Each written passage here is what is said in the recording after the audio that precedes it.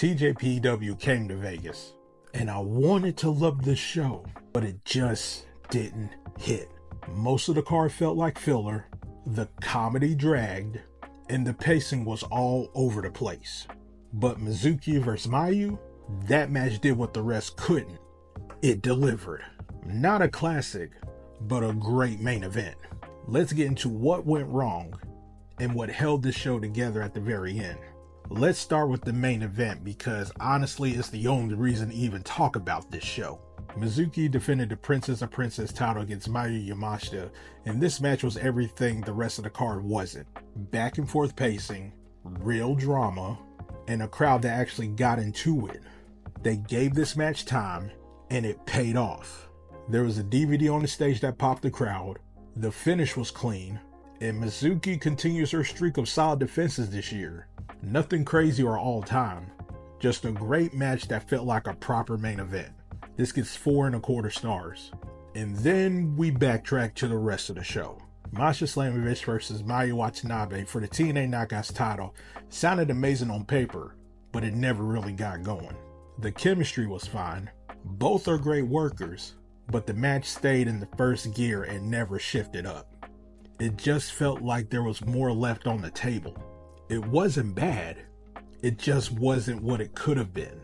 This gets 3.5 stars. Then we had Suzume defending the International Princess title against Jada Stone, and this was a decent little match. Suzume brought her usual energy, Jada brought something fresh to the ring, though a few transitions were a little rough. There was intensity here, and while the execution wasn't flawless, it held up. I give this 3 stars. Now for the Princess Tag Team title match, Hyper Masao and Shoku Nakajima defending against Wakana Uhara and Yuki Kamifuku.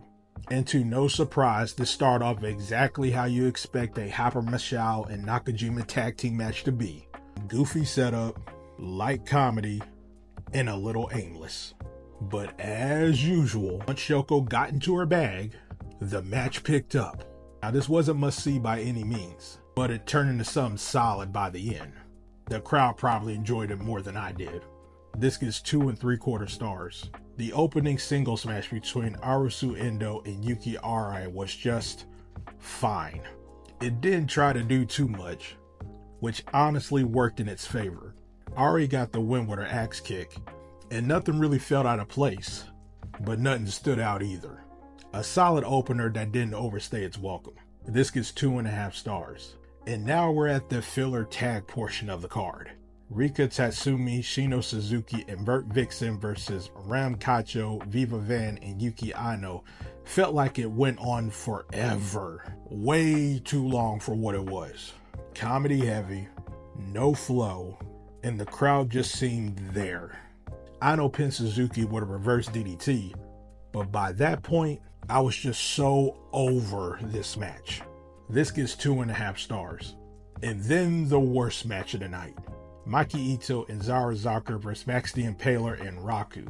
So yeah, this was basically a Raku comedy segment stretching to a full tag team match. Now if you were there live, maybe it landed. Watching it at home? Nah. I get it, but this just ain't for me. Just nothing of substance here. This gets 1.75 stars. So yeah, one great main event, a few decent efforts, and way too much comedy filler. Now to me, this was supposed to feel like a moment for TJPW in the US, especially during WrestleMania weekend. But instead, it felt like a random house show at times with one banger at the end. This gets a 6.25 out of 10. Not recommended. If you enjoyed this review, go ahead and hit that like, hit that subscribe, and share this video out with your friends. And for that, I'll see y'all later.